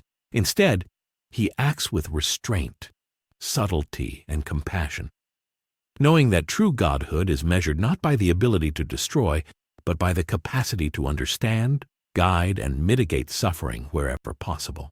As night falls over the Demon Slayer universe, Rimuru walks silently through forests and villages, a god in a world defined by grief, hunger, and death. Every life he touches, every instinct he influences, every fragment of humanity he restores is a testament to the quiet, deliberate power he wields. Humans grow stronger, demons hesitate, and the balance of this tragic world begins to shift imperceptibly yet undeniably.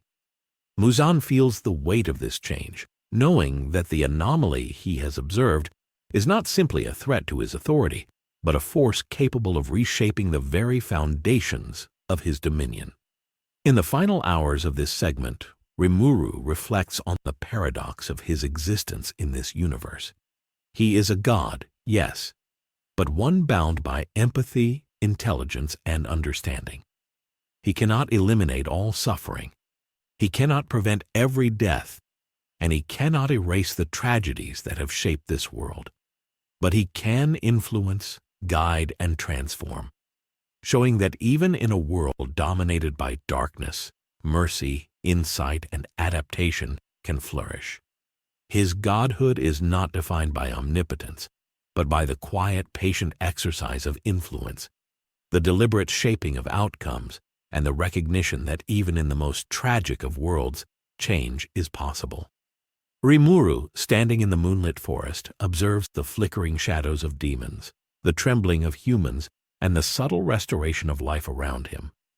In this moment, he is both observer and catalyst, god and student, a presence that bends tragedy toward possibility.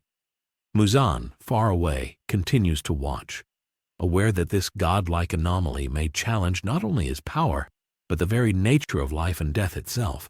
And so, in the tragic, violent, and unforgiving world of Demon Slayer, Rimuru's quiet revolution unfolds, a testament to the power of understanding, restraint, and intelligence in a universe that has never before known a god quite like him. And there you have it, Rimuru, a quiet god in a world defined by tragedy, subtly reshaping the Demon Slayer universe with his intelligence, restraint, and adaptability.